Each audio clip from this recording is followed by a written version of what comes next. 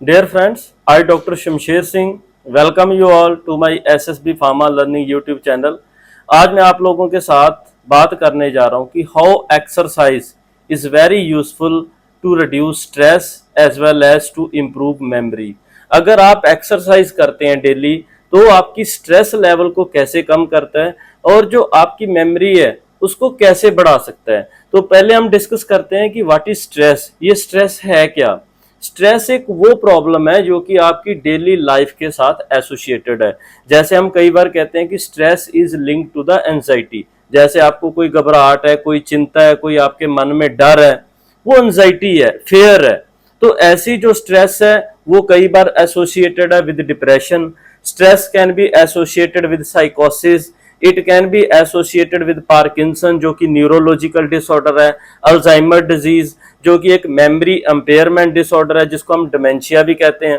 तो ऐसे जो स्ट्रेस है बेसिकली जो हमारी लाइफ है उसमें हर इंसान को स्ट्रेस है। आइदर किसी को कम है, किसी को ज्यादा है, और इसमें भी दो टाइप रहती हैं। There can be a positive stress और there can be a negative stress. कई बार कई लोगों में पॉजिटिव स्ट्रेस होती है। वो स्ट्रेस इसलिए लेते हैं कि जो उनका काम है उसको वो विद इन टाइम कंप्लीट करना चाहते हैं। दूसरी साइड अगर हम बात करें नेगेटिव स्ट्रेस, तो वो ये स्ट्रेस है जो कि सम फैक्टर्स के साथ एसोसिएटेड है। मान लो अगर आप एक्सरसाइज नहीं करते और आपका जो डेली वर्क रूटीन है वो पेंडिंग में चल रहा है, आपको स्ट्रेस है। आपका बिजनेस डाउन जा रहा है, आपको स्ट्रेस है। जहां आप जो भी अपनी लाइफ में गेन करना चाहते हो वो नहीं कर पा रहे, वो स्ट्रेस है।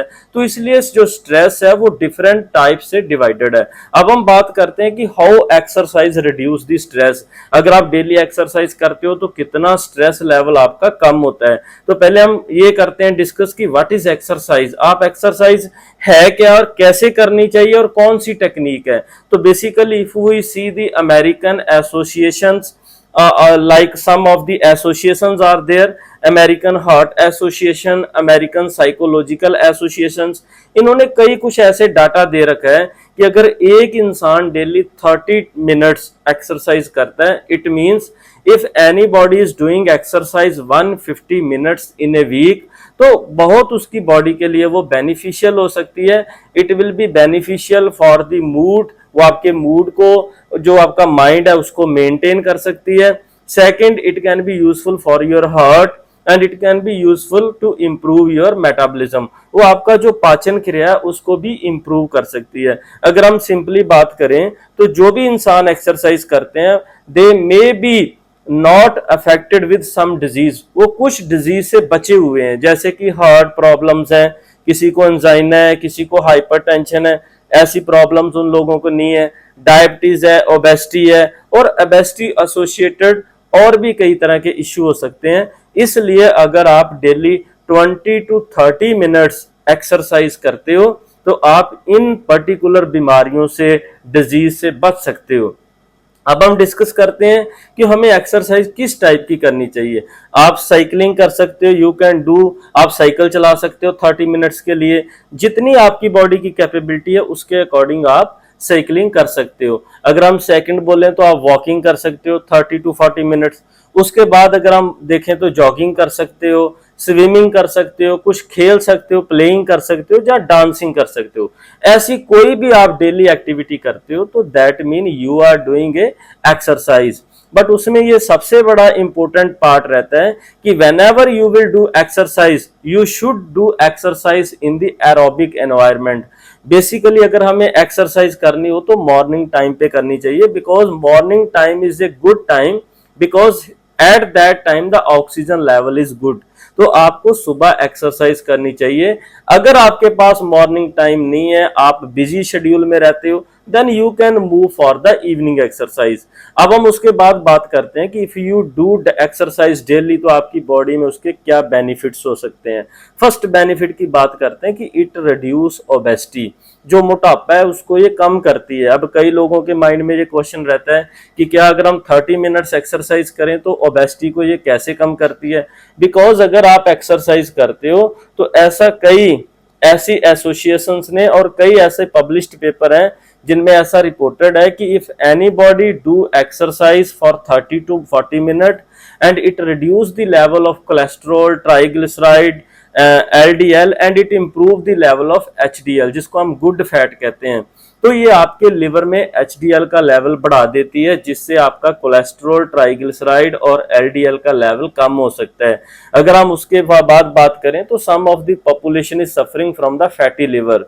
कईयों को फर्स्ट ग्रेड है, सेकंड ग्रेड है या थर्ड ग्रेड फैटी लिवर है। इट मीन ग्रेड मीन उनके लिवर में फैट का फिब्रोसिस का हो जाना, मीन वहां पे फाइबर से कम्युलेट हो जाते हैं और फैट का कम्युलेशन हो जाता है, इसलिए उसको हम ग्रेड फॉर्म में डिवाइड कर देते हैं।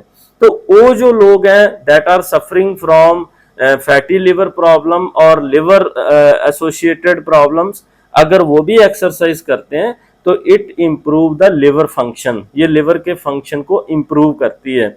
अगर हम नेक्स्ट बात करें तो अगर आप एक्सरसाइज करते हो your muscle and bone will be more strong. जितनी आप एक्सरसाइज ज्यादा करते हो उतना ही आपका जो कैल्शियम है वो ब्लड से बोन की तरफ ज्यादा ट्रांसफर होता है। इट मीन जो आपकी बोन की थिकनेस है, जो आपके बोन की क्वालिटी है, जो आपका बोन का साइज है वो बढ़ता है। तो that mean exercise is too good for those people who suffer from the osteoporosis and bone related problems. Next अगर हम बात करें तो it is very good, that mean it reduce the hypertension. अगर आपको बीपी की प्रॉब्लम है उसमें अगर आप सुबह एरोबिक एक्सरसाइज करते हो, ऑक्सीजन रिच एनवायरनमेंट में एक्सरसाइज करते हो, तो ये आपके बीपी को कंट्रोल करती है, बिकॉज ये आपकी बॉडी में जो नॉर्मल लेवल ऑफ एड्रेनालिन है, कॉर्टिसोल है, उसको भी मेंटेन करती है। बिकॉज हमारी बॉडी में कुछ पाथवेज होते हैं जो एक्टिवेट हो जाते हैं बाय द स्ट्रेस। जैसे कि आपने सुना होगा कि किडनी के ऊपर एक एड्रीनल ग्लैंड होता है जो एड्रेनालिन का सिक्रीशन करवा देता है। तो that adrenaline along with cortisol ये क्या करते हैं, हमारी बॉडी में सोडियम वाटर रिटेंशन कर देते हैं, जिससे हमारा बीपी बढ़ना स्टार्ट हो जाता है। तो अगर आप एक्सरसाइज करते हो तो आपकी बॉडी में और आपका जो ये प्रॉब्लम है दैट इज हाइपरटेंशन, आप साथ में अगर मेडिसिन भी लेते हो तो that can provide a relief from the medicine. Exercise आपकी मेडिसिन की डोज को भी कम कर सकती है, तो that mean it is very much beneficial. जो सबसे बड़ा इफेक्ट मैं अभी डिस्कस करने जा रहा हूं वो ये है कि exercise improve the level of monoamines in your brain. कौन कौन सी मोनोअमाइंस हैं, जैसे डोपामीन है, सीरोटोनिन है, एड्रेनालिन है। तो ये आपके ब्रेन में डोपामीन और सीरोटोनिन का एक बहुत बड़ा रोल है। बेसिकली अगर आप देखें तो लोग स्ट्रेस से जब सफर करते हैं तो उनको घबराहट होती है, चिंता होती है। उस केस में अगर आपके एक्सरसाइज जो है वो आपके ब्रेन में डोपामीन का लेवल बढ़ा देती है, और हम डोपामीन को कहते हैं it is A hormone, it is A neurotransmitter of happiness. It mean ये वो केमिकल है जो आपको खुशी देता है, और सीरोटोनिन वो केमिकल है जो आपको कामनेस प्रोवाइड करता है, शांति प्रोवाइड करता है। तो it mean exercise is very good because it improve the level of dopamine as well as serotonin in your brain। अब हम बात करते हैं कि अगर आप डिमेंशिया से सफर करते हैं, जिसको हम अल्जाइमर कहते हैं, तो how exercise improve your memory. हर इंसान की दो टाइप की मेमोरी होती है, that is one is episodic memory and second is working memory. Episodic memory हम वो मेमोरी को कहते हैं जो पास्ट हिस्ट्रीज में आपने किया होता है। दैट मीन अगर आपको आज से 10 साल 15 साल पुरानी कुछ बातें याद हैं तो इट मीन आपकी एपिसोडिक मेमोरी बहुत अच्छी है। अगर हम दूसरी बात करें कि working memory is the current memory, it is a short term memory. तो आप अगर देखें तो in case of small children as well as adult, ये जो शॉर्ट टर्म मेमोरी रहती है ये बहुत फ्लक्चुएट करती है, but in case of adult, after adult age और मिडल एज, ये जो शॉर्ट टर्म मेमोरी है ये थोड़ी स्ट्रेंथन हो जाती है। तो इसलिए अगर आप एक्सरसाइज करते हो तो आपके ब्रेन में ये क्या करते हैं, डोपामीन का, सीरोटोनिन का एज वेल एज गाबा ग्लूटामेट का जो लेवल है, दीज आर न्यूरोट्रांसमीटर, उनको बैलेंस कर देते हैं, जिससे आपकी मेमोरी जो है वो इंप्रूव हो जाती है। बिकॉज जो आपकी मेमोरी की जो डेफिशिएंसी है जिसको हम डिमेंशिया कहते हैं, that is due to damage of neuron. जो आपके ब्रेन में न्यूरॉन्स हैं वो डैमेज हो जाते हैं, डिजेनरेट हो जाते हैं, और उसमें जो सबसे मेन पार्ट्स रहते हैं ब्रेन के, that is prefrontal cortex, hippocampus, amygdala and temporal lobe of your brain. ये चार एरिया आपके ब्रेन के रहते हैं जिसमें न्यूरॉन का कम हो, neurons if they are decline, जब न्यूरॉन्स कम हो जाते हैं तो आपको मेमोरी डेफिशिट होता है।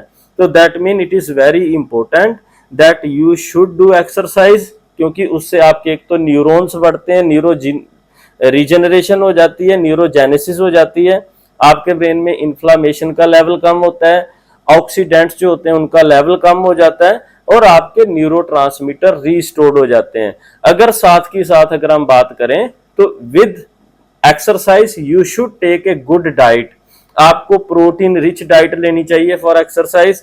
साथ में आप मल्टीविटामिन ले सकते हैं like vitamin B12, folic acid, vitamin E और some of the green leafy vegetables.